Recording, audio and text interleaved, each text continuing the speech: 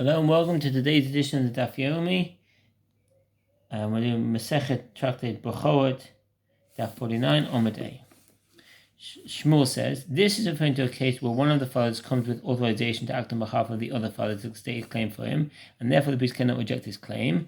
But if they gave the money to two different priests, and authorization is of no effect, as each priest can claim that the other took the redemption money of the son who died, the Gemara asks, but in the stage of Nahaldea, the Gemara in Tractate Sanhedrin 17 explains that the appellation is a reference to Rav Hama, a 4th-generated Babylonian Amora, and it can be assumed that the same applies here. Rav Hama apparently lived a long life, as the Talmud records discussions with the sages of the previous generation as well.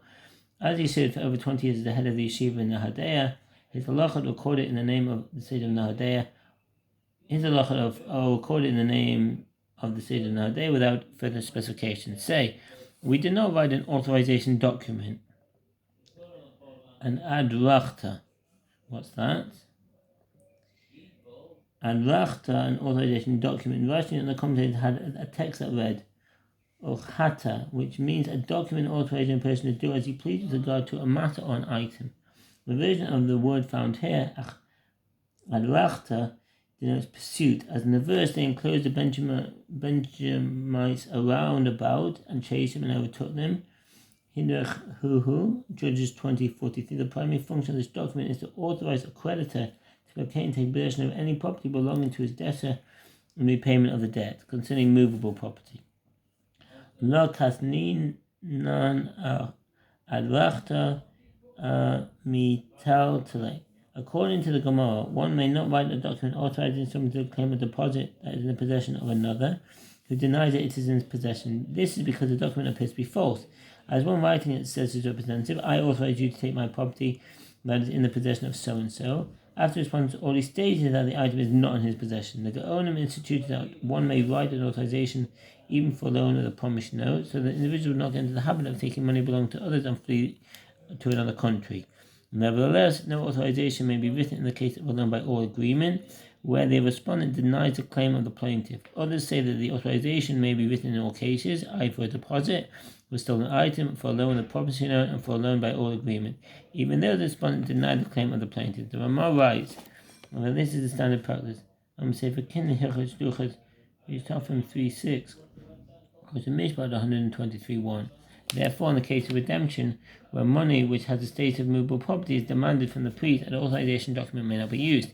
The Gemara answers, this statement that one does not write an authorization for movable property applies only when the respondent, in this case the priest, already denied. The reason that it appears as though the witnesses are signing a false document, as the one appointing the state agent is saying, I grant you the authority to take my property that is now in the possession of so-and-so, while the respondent has already said that the item is not in his possession. In Tractate Bava Kama 70a, a different tradition is attributed to the sage of Nahaldea, according to which one can never write an authorization in a case involving movable property. This is because an authorization grants permission to the one holding it to claim the property as though it belonged to him, whereas one cannot transfer ownership of movable property that is not in one's possession. Therefore, in the case of redemption, where money which has the status of movable property is demanded from the priest, an authorization document may not be used. The claim against him. But in a case where the respondent did not yet deny the claim against him, we write an authorization even for movable property. In the case of redemption, although the priest claims the one issuing the claim against him is not the father of the son who died, he does not deny that he received the money. The Mishnah teaches, with regard to two women who had not previously given birth, who were married to two men, and gave birth to a male and a female, who then became intermingled, the fathers are exempt from the mitzvah of redemption, but the son is obligated to redeem himself, as he certainly has firstborn status. If the offspring were two females and males, or two males and two females, all of whom became intermingled, the priest had nothing here. Concerning this case, Rav Huna teaches, if they gave birth to two males and a female, should take the Chorim and Keva. The Rambam writes, if a man has two wives, one of whom had previously given birth while the other had not, and they gave birth to two males and a female and became intermingled, the priest is not entitled to receive anything. This ruling is in accordance with the opinion of Rav Huna, who the Rambam holds is referring to the earlier clause of the Mishnah. In a case where these two men were married to two different men, the Rambam maintains that the one whose wife had not previously given birth must be the priest's must give the priest 5 seller coins. But according to the Raavad on the Shulchan Aruch, the priest is not entitled to receive anything, as explained from the statement, as referring to the last clause of the Mishnah. And the Rambam say for the Raim, Bekhorot on 11:25, 13, the case of Mishnah, Raavad, the Mokas Kochel there, Shulchan Aruch, Yoredei, 13, and 528, 31, and the Tats there.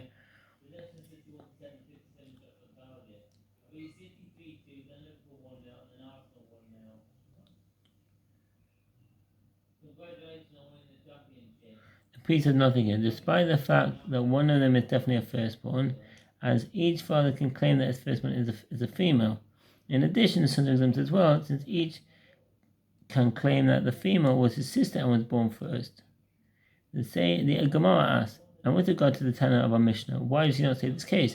The Gemara answers, since you find this ruling that they are not entirely exempt in a case where the woman are married to 2 men, but you did not find it in a case of 1 man and 2 of his wives, as the firstborn was definitely born to that man and must give 5 silver coins to a priest. The Tana does not teach the case of 2 women and 2 men either. The reason is that stylistically, the Tana prefers to teach the ruling. The priest has nothing here, only when the halacha is identical in the case of 2 wives of 2 men and the case of 2 wives of 1 man. Mishnah. Meis habein b'tzerch shloshim yom. If the firstborn son dies, Meis habein, if the firstborn son died within 30 days of his birth, the father is not obligated in its redemption. Even if the father has already given the redemption money to a priest, the priest must return it to him. If he died after 30 days, the father is obligated to redeem him with a blessing over this redemption, but does not accept the blessing he was given his life and brought us to this time, Tosfot. If he died on the 30th day, it is as though he died within 30 days, in accordance with the opinion of the first Tana. And says the Vaim Hilchot Bekhorot 11:17, Shulchan Aruch Yoredei 205:12. And the 30 days of birth, although the father gave 5 seller to the priest must return it. If the firstborn son died after 30 days have passed, even if the father did not give the 5 seller coins to the priest, he must give it then. If the firstborn dies on the 30th day, the day's halachic status is like that of the day that preceded it, as the obligation takes effect only after 30 days have elapsed. Rabbi Akiva says, if the firstborn dies on the 30th day, it is a case of uncertainty. Therefore, if the father already gave the redemption payment to the priest, he cannot take it back. But if he did not yet give payment, he does not need to give it. The Gemara asks, what is the reason of the rabbis? The first Tana, who hold that the mitzvah of redemption applies only after 30 days have elapsed. The Gemara explains that they derive the meaning of the term month, stated in the context by means of verbal analogy, from the meaning of the term month, stated in the context of redemption of the firstborn, like firstborn in the wilderness via the Levites. Just as there with regard to the redemption through the Levites, it is stated, number all of the firstborn males of the children of Israel from a month old and upward in Numbers 3:40. After 30 days, so too here, in regard to the mitzvah of redemption for future generations, where it states from a month old, you shall redeem, Numbers 18:16. The requirement and upward applies as well, only after 30 days. Rabbi Akiva is uncertain in this regard, as one could claim from the fact that it was necessary for the verse to ride and upward with regard to the mitzvah evaluations, and if it be from 60 years old and upward in Leviticus 27:7, and is not derived from the redemption of the Israelite firstborns in the wilderness, that phrase from years old means an upward, one can conclude the following. The redemption of the firstborn in the wilderness and the evaluation are 2 verses that come as one, to teach the same matter. And there's a principle that any 2 verses that come as one do not teach. This is one of the principles limiting the application of the paradigm. Ordinarily, a paradigm may be observed from the halacha stated with regard to one case in the Torah. But if that halacha appears in connection with 2 or more cases, these cases are considered 2 verses that come for the same purpose. In this situation, the governing principle is that an analogy may not be derived in 2 similar cases and applied to 2 other cases, as the Torah would not have mentioned the principle twice unnecessarily. Therefore, these cases must be exceptions to the rule. Certain sages maintain that one cannot derive an analogy only when a halacha appears in 3 places rather than 2. The opinion is referred to in the Talmud as 3 verses that come for the same purpose do not teach. Verses Kedushin 24a.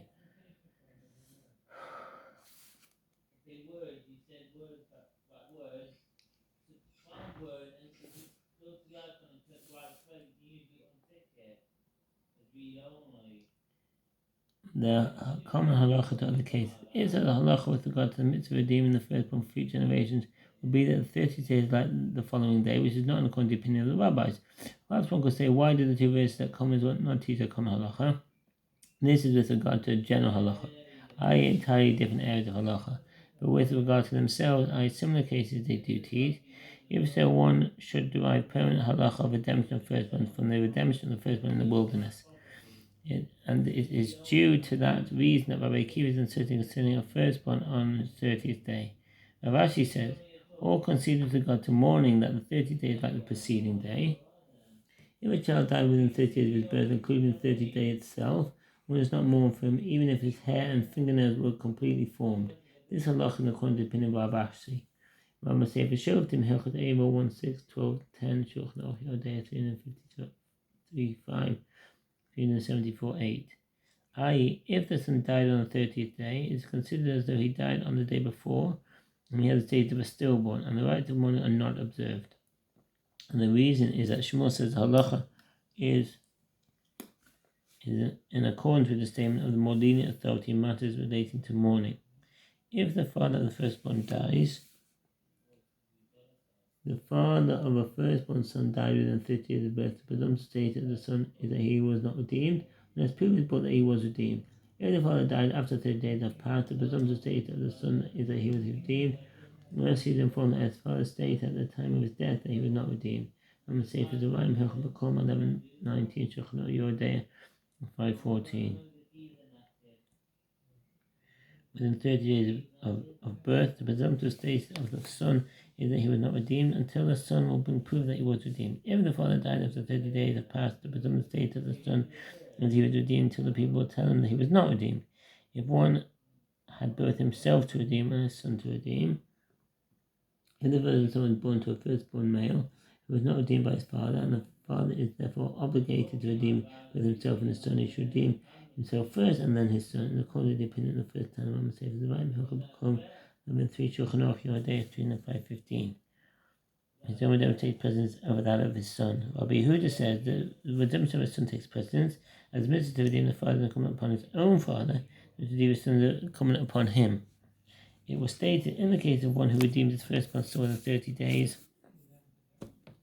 In the case of one who redeems his son within 30 days of his birth, if he says he's redeeming him from now, his son is not redeemed, even if the coins used for the redemption are still in the priest's possession after 30 days of the shach. If he tells the priest that he's given him the money so that his son will be redeemed after 30 days, and the money is in the priest's possession after 30 days, his son is redeemed. Rambam says the Rime Hilchot Bekhorot 11:18, Shulchan Aruch 3:5-13, the comment of the Rambam of his birth by giving the priest 5 silver coins.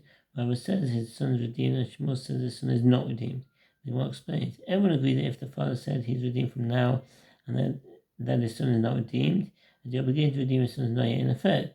Likewise, if the father says redemption should take effect after 30 days, and the money is still there, but there's no priest after 30 days, his son is certainly redeemed, as the money is in the priest's possession when the obligation of redemption comes into effect. They disagree in a situation where the father says the redemption should take effect after 30 days, but the money was squandered away in the meantime. The Rambam rules that if one redeemed his son within 30 days of his birth and said to the priest that the money is in order that the son be redeemed in 30 days, but after 30 days the money was no longer in the priest's possession, his son is nevertheless redeemed. This ruling is in accordance with the opinion of Rav, as halacha follows Rav, not Shmuel, with regard to matters of ritual law.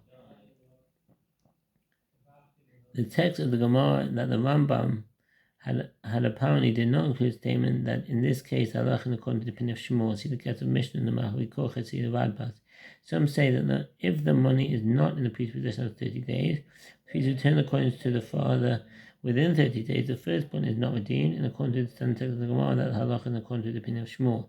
The Gemara rules that it is proper to act stringently and redeem the son, once again based on the second opinion. In the case where the father gave the money within 30 days but did not say either he's redeemed from now or he's redeemed after 30 days, some would say that if the money is still in the priest's possession when then the son is redeemed. If the money is no longer in the priest's possession, he is not redeemed Marshal.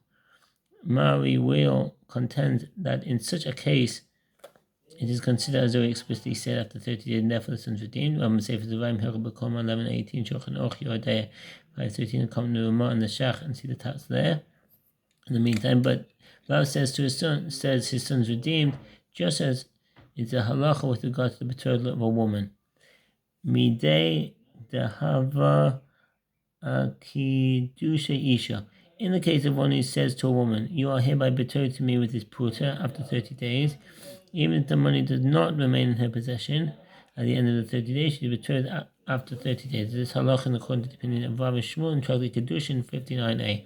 And say for Nashim Hechad Ishut 7:10 Shulchan Aruch Ezra 41 on the condition that it takes effect on the 30 days. In that case, is it not correct that even though the money was squandered away during the 30 days, it is a valid betrothal? That's the end of that Omid. Thank you for listening and wish you a very good day. All the best. Bye.